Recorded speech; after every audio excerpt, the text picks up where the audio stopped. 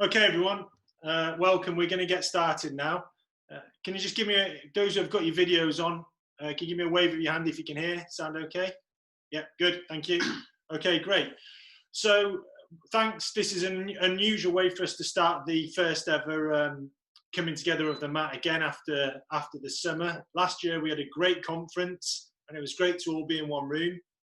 I think when we looked ahead to this year, never did we envisage that we were going to be in a situation when we're all dialing in remotely, and of course we'd never known about coronavirus. So there's a lot that we're going to talk about. We're not going to keep you for very long. I'm going to do a short intro, and then Joe.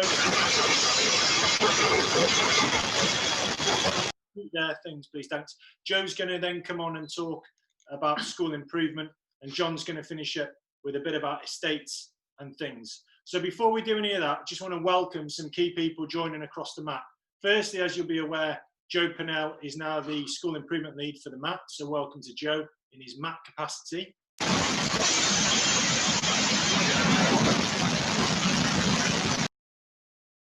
Baz, I think that's your microphone keeps on coming on. I've turned it off at the moment anyway.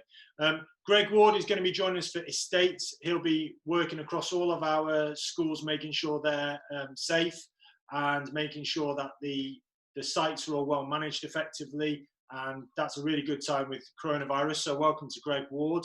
We've got Ryan Lawrence, who's joined us as head teacher of Cedars. So welcome to Ryan. Nia Goddard has moved from Robin Hood to Cedars on a secondment. So well done, Nia. Joe Foster's moved from Overley over to Cedars. So welcome to Joe. Andy Freeman's joining Cedars. Phoebe Taylor, Joseph Mason, Lisa Coppin, and Tina has moved back from the MAT to Cedars in a TA role. So welcome to everyone at Cedars there. For Robin Hood, a little bit of shorter group of people. We've got Lauren Griffiths moving over from Robin Hood, from Cedars to Robin Hood. And then we've got Calissa Plummer, so welcome to you too. And then overly, we've got Kieran Bennett and Amy Russell joining us, so welcome to you too. And at Yenton, we've got Sharon Brown and Kelly Grice. So we've got a lot of new starters. Welcome to everyone.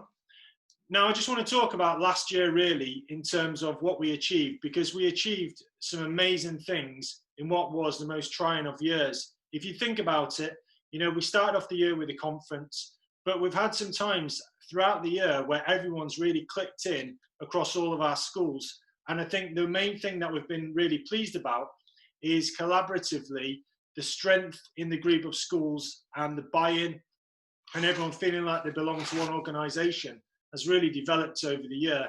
And it's something we've been incredibly proud of. So thanks to everyone for all of your efforts there. If you are part of the C2I team, then you made a massive impact in terms of driving educational improvements and innovation forwards. So thanks for all of your work there. You know, we rewrote our curriculum in 5 weeks.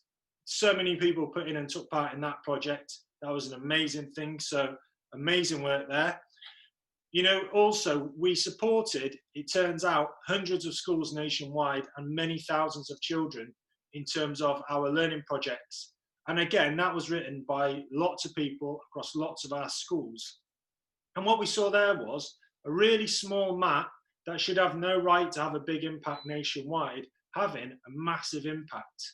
And we created a ripple throughout parts of education, from people up in Scotland all the way down to Cornwall getting in touch with us to thank us for our resources. And that's due to everyone's work. You've all played a central role, so everyone should be really proud of what we achieved last year. And now we look to the future. And I feel really passionate about this, that actually we face tremendous change moving forwards.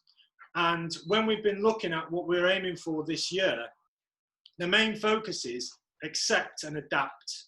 I think many education establishments, in fact, life in general, people are going to be looking and hoping we get back to normal and we get back to what we were. But I think when we look ahead now, I don't want us to get back to normal and what we were. I want us to accept the situation, which is education could be disrupted for another year or two, and adapt. And I want us to be ahead of the game so that we're moving forwards and we're growing and thinking about becoming something bigger than we could ever have done before. Now that's the challenge to us, because I think a lot of people are going to be clinging on to the past And I think a lot of schools aren't going to be thinking like this until maybe Christmas or maybe next academic year. And I want us to accept the challenge and to adapt and to move forwards, so that actually this year we get a head start and we start to take education in a new and exciting way that pushes the boundaries of what can be expected. So that's the big challenge to us. You know, we've got the new curriculum, we've got iSchool, we've recorded a video there for iSchool. We're going to be doing some more work on Black Lives Matter, and we're also going to be launching professional development via podcasts for all of the staff. So we've got lots and lots of things that we're going to be doing. The one thing I ask for you though is that you have patience with us as well, and you understand that this is all stuff in development, because we're into uncharted territory here. And as with all things, when you're in uncharted territory and change is coming, some things you're going to get right, some things you're going to get wrong, and that's okay. We're going to learn from them, and we're going to grow, and we're going to develop. So really, I'm going to sign off by saying, you know, we made a ripple last year, and this year I want us to make a splash. We're going to offer you as much support, collaboration, and positivity as possible. We'll be there every step of the way with you. The one thing we ask from you is, please have patience with us, and let's always push forwards on the unity. So let's look at what we can do, not what we can't do moving forwards. So I'm going to hand over to Joe for a little bit on school improvement now. Thanks. Hi everyone, hope you've had a great summer and you managed to get a bit of downtime. And returning today wasn't too much of a shock to your system. It was a little bit of a shock for me, I have to say. I know the first couple of days of getting children back into school are going to be quite interesting, and there's no real knowing what it's going to be like until sort of the gates are open. But what I do know is the first couple of days of your recovery curriculum are going to be really crucially important, especially for children to reconnect with each other and to share their experiences of lockdown. My hope is that, as with other countries that have returned, that children will just be keen to get back to normality and they'll settle down pretty quickly. And I know that all the health and safety and the well-being of children will be a priority, but I hope that we can really quickly refocus on developing teaching and learning and catch up on that lost time. I'm excited about my new role and a little bit anxious, to be perfectly honest with you. What I'm really looking forward to is getting into schools to discuss ideas, joined up ideas across the trust around developing teaching and learning and pedagogy. And my main focus really is going to be looking at trust-wide systems and working with head teachers and leadership teams to really look at a collaborative approach. We're going to be looking at pedagogy and how we develop and share our understanding across the trust. Going to look at the leadership of teaching, and particularly how we develop a strong model for the sort of day-to-day development of highly effective strategies and techniques. And I want to continue really looking to develop a clear approach to professional learning that combines the coaching, classroom practice, and engagement in research. And what we'd really like to do is capitalise on the great collaboration that happened in lockdown. And I really want to harness people's interest in that sort of evidence-based practice. So a really exciting year ahead. And as Steve said, it'll be a tricky year because we're all on uncharted territory, but I really do want to focus down on that teaching and learning again and really crack on with that. So in the meantime, good luck for next week when children are in and the implementation of your recovery curriculum. And I just really hope that children return and are eager to get back to normality. So good luck with next week. Good luck with the rest of this week. And I'm going to hand over to John now. Cheers. Morning all, and welcome back everyone. Saw makes last year's MAT conference seem a long time ago now.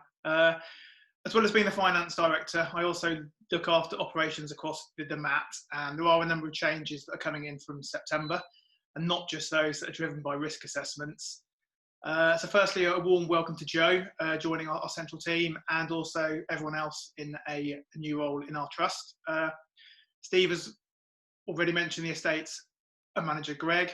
We're delighted that he's joining us. He brings a wealth of experience, having spent large parts of his career specialising in health and safety at Birmingham City Council, and also managing the estates across a large care home group. So he will add great value to our central team, and also supporting our schools and site staff. We've been fortunate enough that 2 of our schools have won condition improvement funds, which are grants that go towards building improvements. So at Robin Hood, those staff might also already have seen the scaffolding that have gone up to help refurbish part of the roof. And we've got larger projects at Overley as well, are much needed for their roofing and windows. Because that's a large project, that probably won't be starting until after Christmas, because it will enable us to take advantage of February half term and Easter holidays when the schools are empty. But we're really fortunate to have won those, so that's great news. We're also continuing our IT journey as a MAP with all of our schools now using Google. I'd like to give Pav and Nick at Robin Hood a big thank you for their efforts in getting the MAP Google Drive up and running before the summer holidays. Everybody should now be using their new Gmail email address. We have MAP-wide Google Drive training taking place this afternoon, and this is the first time that we'll have virtual training on this scale, so I really hope that it goes well. Our expectations are that all staff will now start creating new documents and resources on the MAP Google Drive, and that will give us an improved way of working across the trust. Schools will now be using Google Classroom as well from September in the event of home learning, and this training is happening tomorrow for those that it applies to. We'll continue to invest in IT and support you all with any additional training where needed. And just to reiterate what Steve and Joe said, these are exciting times that allows us to push on. Later in September, we'll be launching a new premises help desk and IT help desk. Schools currently have different ways of recording any issues, and this will unify them into one system and also allow us to see if there are any commonalities across the schools. And as these are cloud-based, it will also mean that our site staff and IT staff can stay on top whilst on the move. We're also in the process of moving our single central records from school-based Excel spreadsheets onto an online system. That will speed up DBS checks and also save our office staff time, which I'm sure they'll appreciate, as well as give us a MAP overview. Overley will now be using HandSam from later this month, which is our health and safety compliance system that the other 3 schools use, and Greg will also support each of our schools on that as well. There will be other changes taking place, some of which won't impact on many of you, and you might not even notice, but will be improvements to our systems and processes. And finally, I know that a number of you did log into different wellbeing modules that we launched right at the end of term. So I hope that these were of use to you, and for everyone else, please continue to use them. If you do have any questions over any of the points that I've mentioned, please get in touch. But otherwise, have a great first week back, and I'll pass you back to Steve.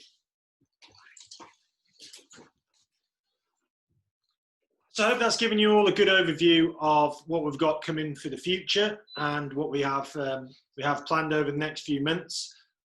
The final thing to say to everyone is really good luck. We know many of you will be feeling a little bit anxious, and we're into the new norm.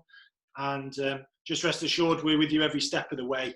And let's make this a really great year where we achieve so much and push past what many would expect of us. So have a great start back, and thanks for taking the time to listen, everyone. See you later. Thank you.